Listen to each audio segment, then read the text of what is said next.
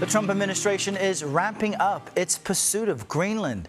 The White House says officials are discussing a wide range of options for acquiring the self-governing territory of Denmark. Now, those options include using the military to take Greenland by force, financially acquiring it from Denmark, or forming what's called a compact of free association. In a statement, White House Press Secretary Caroline Leavitt said acquiring Greenland is, quote, vital to deter our adversaries in the Arctic region, end quote, and went on to say using the military is always an option. CBS News confirmed Secretary of State Marco Rubio told lawmakers the goal is to buy Greenland from Denmark. But lawmakers on both sides of the aisle are speaking out against those threats. I think it's wrong. Greenland is a NATO ally, so is Denmark. You don't treat your allies this way. I mean, it's embarrassing. And by the way, most Greenlanders want to be Greenland. They don't want to be American. Nothing would lead to the absolute destruction of NATO more than American aggressive action against a long-term ally like Denmark.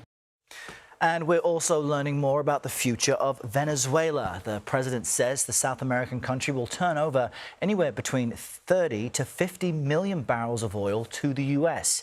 Yesterday, Mr. Trump gave more details about the raid to capture Nicolas Maduro on Saturday. It was so complex. 152 airplanes, many. Talk about boots on the ground. We had a lot of boots on the ground. But it was amazing. And that's where we begin this hour with CBS News correspondent Natalie Brand, who joins us live from the White House. Natalie, good morning to you. What are we learning about a potential oil deal with Venezuela, and is that nation willing to work with the U.S. on this? Good morning, Errol. President Trump, in a social media post, said that the interim authorities in Venezuela will be handing over oil, which signals at this point at least some cooperation. In this social media post on Truth Social, the president said between 30 and 50 million barrels of sanctioned oil will be handed over.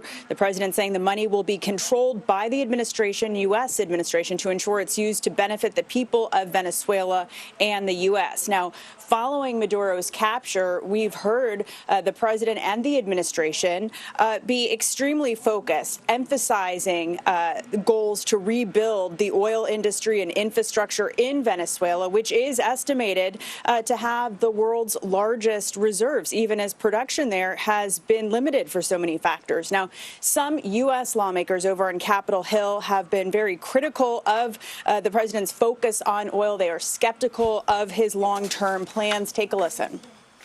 I think they're using our military to enforce 20-year-old contracts for oil companies. And I think it's wrong to use our soldiers in that way. They don't know where they're headed.